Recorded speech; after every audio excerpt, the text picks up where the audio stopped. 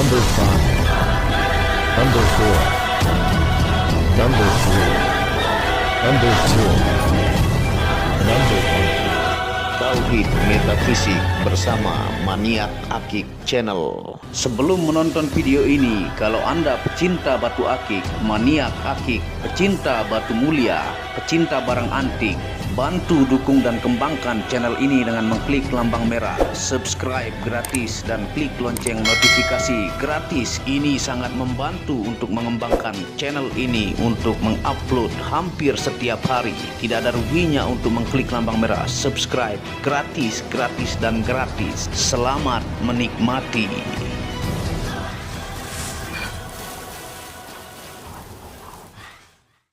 Bismillahirrahmanirrahim. Assalamualaikum warahmatullahi wabarakatuh.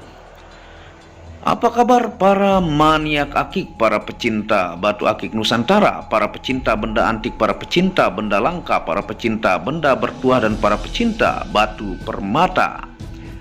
Apa kabar kalian semua? Semoga disehatkan selalu, dilancarkan segala hajat dan urusan oleh Tuhan penguasa bumi, langit, dan diantara keduanya. Karena itu adalah harta yang paling mahal di dunia, supaya kalian bisa bekerja, berkarya, mencari berkat Tuhan penguasa alam semesta. Nah, pada kesempatan kali ini, kalau Anda melihat banyak bongkahan ya, berbagai jenis yang kita tampilkan sedikit di sini. Yang ini kita akan membahas detail ya, supaya orang yang merendahkan pekerjaan tukang batu akik ataukah lapidaris, supaya Anda tahu bahwa untuk membuat cincin ataukah batu akik itu tidak semudah yang Anda pikirkan. Dan kita akan lihat bagaimana dalam bentuk bongkah itu yang akan dijadikan cincin ataukah yang layak menjadi batu permata ataukah koleksi, ataukah di sisi spirituality juga dipilih kualitas untuk ditawarkan kepada para pelanggan. Yang judulnya adalah, buat Anda yang meremehkan pekerjaan tukang batu akik, tonton video ini supaya Anda tahu bahwa begitu susahnya dalam memilih kualitas batu akik yang layak menjadi permata ataukah koleksi. Di sini saya menyiapkan beberapa bongkahan ya, baik itu dari badar perak ya. Ini badar perak, ini hasilnya. Ini ada batu Habashi ataukah batu kecubung api ataukah Yaman wulung. Di sini ada yang sudah kita ambil di bagian yang bersih ataukah clean, yang sebagai sampel di bagian bongkah yang kita ambil. Di sini ada black jet ya, bongkahan. Di sini ada Yaman wulung juga yang ada motif. Yang ini yang hitamnya ya. Yang ini ada fosil galikelor ya, kulit dan dagingnya. Dan di tengah-tengahnya yang biasanya ada untuk yang serat emas.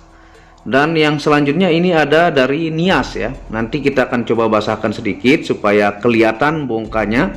Yang ini disortir dari yakut, dari tali air, dari krek, dari kropos, akan menghasilkan si gorilla vow seperti ini. Yang dari nias ya, yang dua.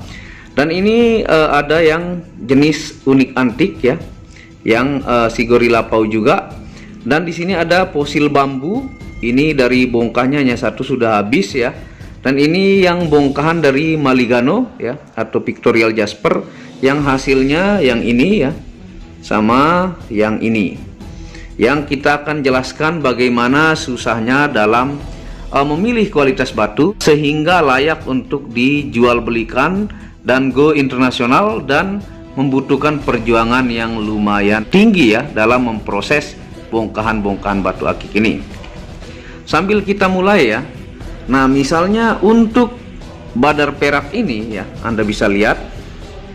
Nah, badar perak ini bentuk roh ya, ataukah bongkahan bahasa Indonesianya. Dari Anda mungkin pikirkan untuk mendapatkan ukuran seperti ini agak besar, mudah tinggal digosok, tidak dipilih-pilih ya. Tapi untuk mendapatkan bagian motif yang rapi, bersih ya, dengan guratan yang begitu indah itu, kita menyortir ya. Bisa dari beberapa kilo hanya dapat 4-5 pieces, bahkan hanya dapat beberapa biji. Nah, ini misalnya yang din medium ya, dan ini yang ngantor Ini kita kasih saja contohnya. Nah, seperti ini ya. Tuh. Untuk mendapatkan seperti ini tidak asal gosok ya, supaya teman-teman yang mungkin sempat meremehkan pekerjaan tukang batu akik. Nah, misal ini kalau kita mau gosok ya, ini untuk buat yang belum terlalu kenal memproses ataukah mengolah batu akik. Nah, dari bongkahan seperti ini ya, kita harus lihat depan belakangnya. Yang pasti akan terbuang itu di bagian keropos-keropos ini ya, pasti dibuang ya. Dan di bagian tali air yang putih-putih ya, yang ada kuarsa, ini kebuang. Di bagian sini belum tentu dapat yang bersih, karena nanti ketika dipola dia juga ada bolong-bolong seperti ini ya. Jadi untuk mendapatkan 3 pieces ini, dari sini bisa saja hanya dapat 2 pieces. Misalnya kita ambil di bagian bersih di sini ya. Di bagian bersihnya di sini 1 dan di sini 1 ya. Ini tali airnya kita hindari di sini 1. Nah, itu pun kalau dipola di tukang batu akik, dia akan kelihatan penyakit-penyakitnya ketika dia sudah mulai kena gerinda halus, dari kasar ya, yang sangat kasar dan keras, setelah itu yang sedang, setelah yang sedang, yang semi halus, baru yang halus baru mulai kelihatan ya. Dan kalau kena amplas lebih kelihatan lagi ya. Nah, ini dari bongkah yang dipotong rapi ya di tukang potong sehingga kotakannya seperti ini. Ini bukan keramik ya, ini dari bongkah besar. Ini bongkahan batu akik yang tentunya sudah saya lab juga salah satu sampelnya, supaya teman-teman tahu untuk memilih kualitas yang bagus itu perjuangan, dan kita menunggu lama ya untuk memprosesnya. Melingkari, digosok setengah jam sampai 1 jam, dibelikan ring yang cocok dan seterusnya. Nah, kita lanjut ke contoh ya. Yang selanjutnya ini ada kecubung api ataukah batu Yaman ya, yang hitam di senter tembus merah. Nah, ini juga misalnya kita ambil ya. Nah, yang seperti ini. Nah, ini mungkin hanya dapat 1 ya, atau tidak dapat sama sekali, karena batu Yaman ini dominan kulit ya. Meskipun kita beli dalam bongkah hitungan kilo sama kulit-kulitnya, dan belum tentu bisa mendapatkan yang kualitas bagus ya, sehitam pekat ini 1, 2 ya. Ini contoh batu Habashi.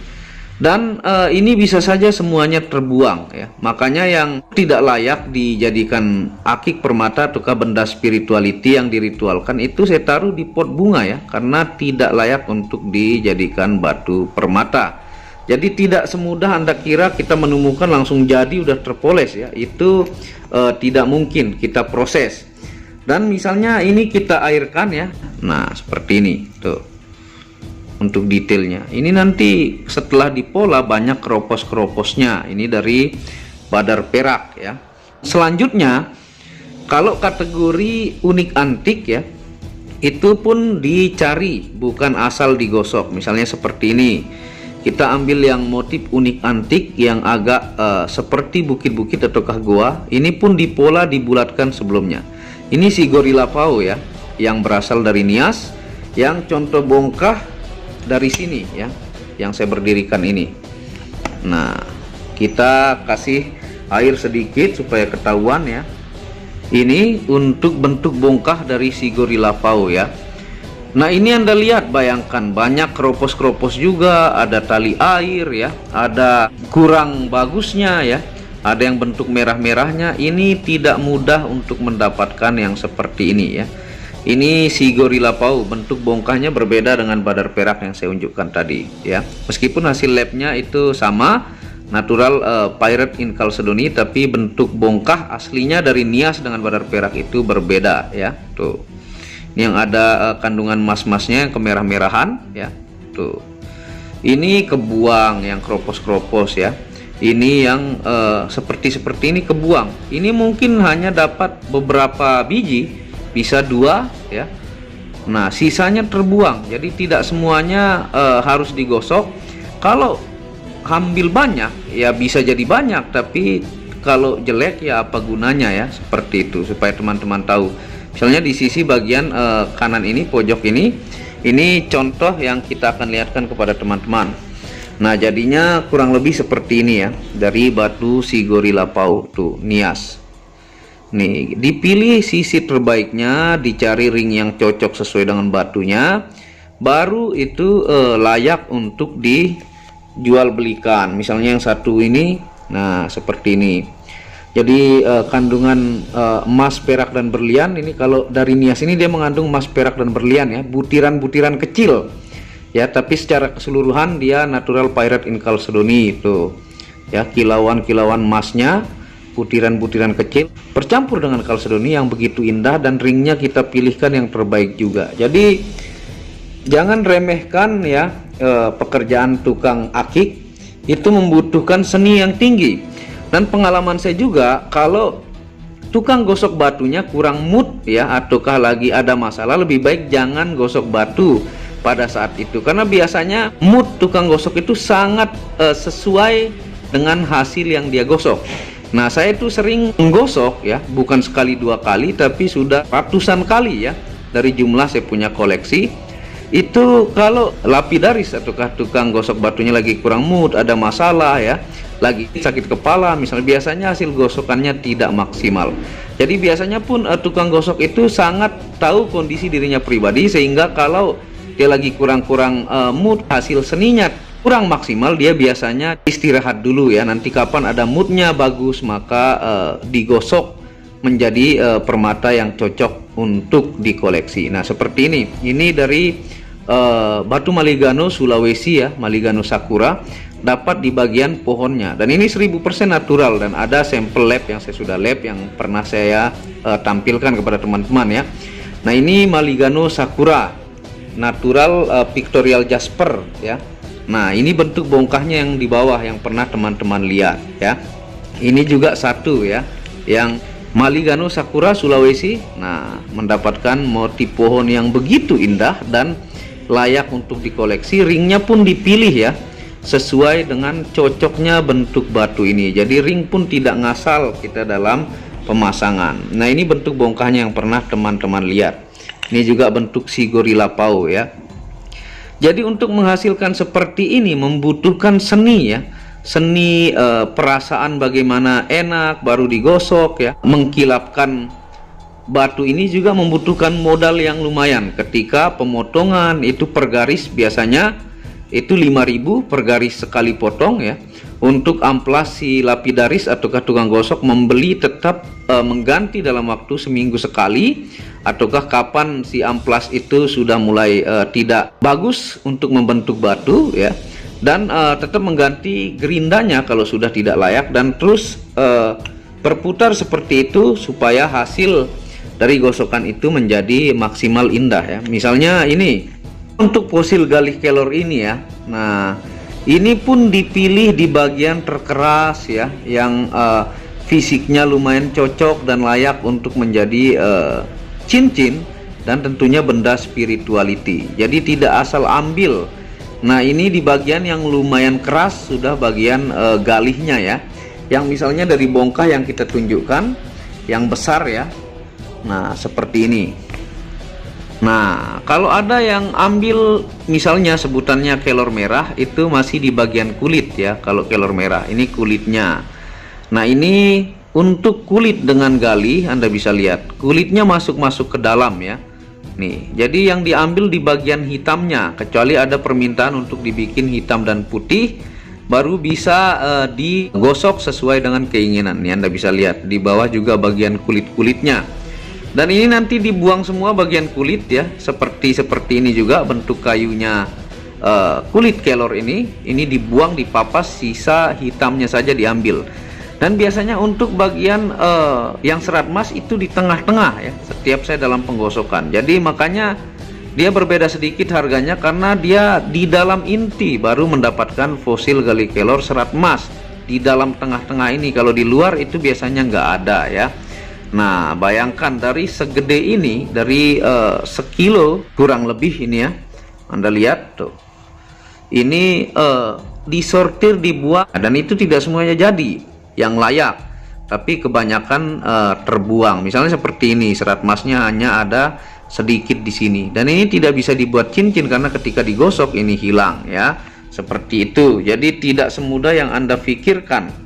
Nah, misalnya untuk kecubung api lagi ya, nah seperti ini supaya teman-teman lihat.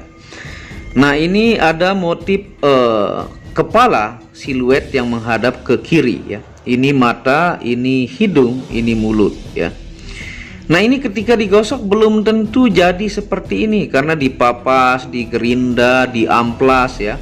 Nah, biasanya kalau saya mengambil motif untuk siluet wajah menghadap ke kiri ini dibundari dulu pakai spidol ya, dipotong di bagian bawah, nanti diusahakan maksimal bagaimana tidak terlalu opal dibentuk, tapi dia agak ratakan. Itu pun belum tentu dapat ya. Nanti kita akan coba kapan kita gosok, mudah-mudahan dapat di bagian siluet wajah ini ya, mata, hidung, mulut nih dengan leher. Nah, ini nanti di bagian sini dipotong. Nah, ini dari kecubung api atau kahyaman habasi tuh, banyakkan kulit ya daripada dagingnya yang hitam. Tapi di bagian motif biasanya kita ambil untuk motif seperti ini. Nanti hasil senter di sini merah-merah ya. Kalau kita coba ya untuk senter kecubung api ini, meskipun pakai lampu bantuan, ini saya siapkan senter ya. Nih, misal seperti ini ya kalau di senter tuh. Nih, meskipun ada lampu bantuan tuh. Ini untuk mendapatkan semerah dan sehitam pekat ini tidak semudah yang Anda pikirkan. Nah, supaya Anda tidak meremehkan pekerjaan lapidaris ataukah penjual batu akik ataukah penjual batu permata ya tuh. Dan batu permata pun disortir dari kualitas-kualitas pilihan. Misalnya yang ini. Nah, seperti ini ya kalau di senter tuh. Untuk mendapatkan sehitam pekat ini susah ya. Nah, kalau kita lihat ke black jet ya, ini black jet nih. Ini yang bentuk di pola masih posisi kering tuh. Ini kalau kita basahkan ya. Nah, seperti ini tuh.